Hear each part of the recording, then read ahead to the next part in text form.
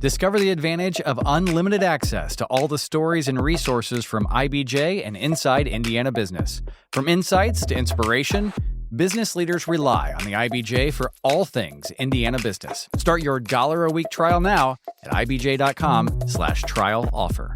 This is Inside Indiana Business Radio for the afternoon of Friday, April 24th, 2026. I'm Alex Braun. Developers with Toronto-based Potentia Inc. have announced that construction is underway on a multi-billion-dollar industrial campus in western Indiana. The Heartland Industrial Park, a 1,000-plus acre site planned for Sullivan County, is expected to drive $65 billion in total investment to the area by 2030. CEO Richard McRae said in a written statement to Inside Indiana Business that the site was chosen because, quote, the Wabash Valley has the power availability and infrastructure backbone a project of this scale demands, and the state's willingness to welcome transformative development made every step of this process move with purpose, end quote. The project is designed to support data centers, advanced manufacturing, and logistics, with tenant commitments already in place for the first phase. Advance Aero, a precision machining and sheet metal fabrication company based in Mooresville, has been acquired by Kentucky-based L2 Aviation. While financial terms of the deal are not being disclosed, L2 President Tony Bailey said the company plans to invest about $3 million in Advance Aero operations over 5 years and create up to 25 new jobs. Fort Wayne-based Easter Seals Community Network has launched Indiana Autism Connections, a care coordination program designed to support children and adolescents on the autism spectrum and their families. The program will initially serve 150 families in Allen and Kosciuszko counties, though the organization said it plans to expand into additional communities in the future. From the number one source for Indiana business news, this is Inside Indiana Business Radio.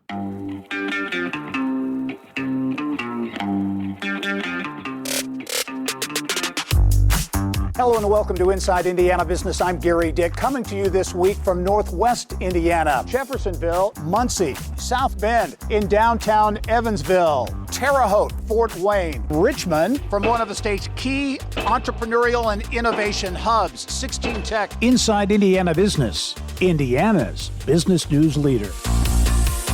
Governor Mike Braun told an Indianapolis radio station Thursday that he is likely to extend the suspension of the state sales tax on gas purchases. IIB's Aubriana Herron has more. Speaking with conservative host Tony Katz on WIBC-FM, Braun said while gas prices have been drifting down, there's a good chance he will extend the gas tax suspension for another 30 days because he doesn't see the issue in the Middle East being cleared up in the next 30 to 45 days. Braun on April 8th signed an energy emergency declaration waiving the 7% sales tax on gas. By law, he can't renew the emergency more than once without approval from the General Assembly.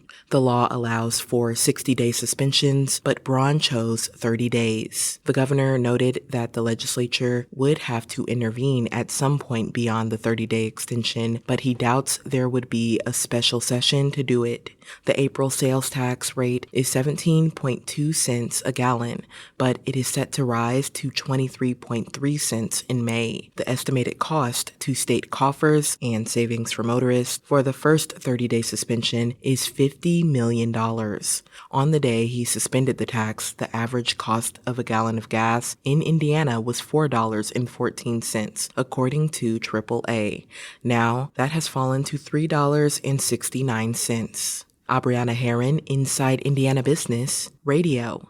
Grace College and Kosciuszko County Velo held a pair of groundbreaking ceremonies Thursday to mark the beginning of two projects that are part of the Catalyst Corridor Initiative. Work has officially begun on a new community field house at the Miller Athletic Complex on the Winona Lake campus, as well as the planned Winona Lake Bike Park. A timeline for the completion of both projects was not immediately available. The Catalyst Corridor Initiative is a $100 million effort to grow the Warsaw-Winona Lake corridor, fueled by a $27 million grant from Indianapolis-based Lilly Endowment's College and Community Collaboration Program.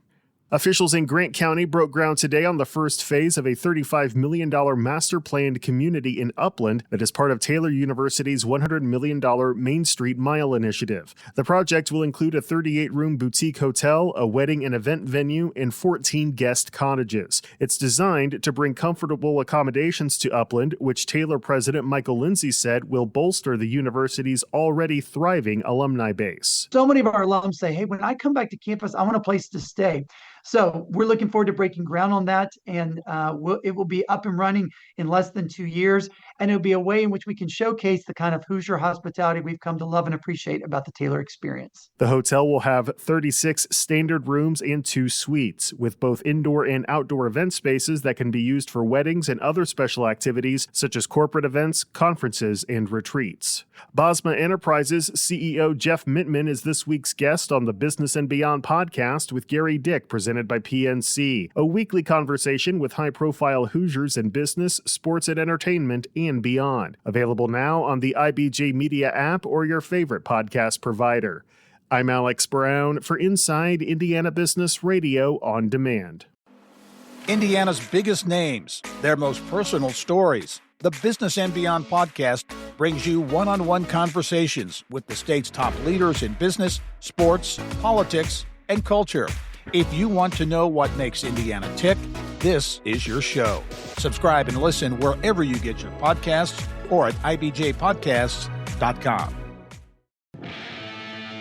The IBJ Media Podcast Network is the soundtrack of a growing state. Indiana is on the move, and you can hear it happening on the IBJ Media Podcast Network. We bring you the voices at the center of our economy, our courts, our companies, and our communities.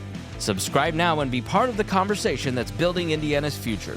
Find all of our shows by searching IBJ Media in your podcast app or visit ibjpodcasts.com.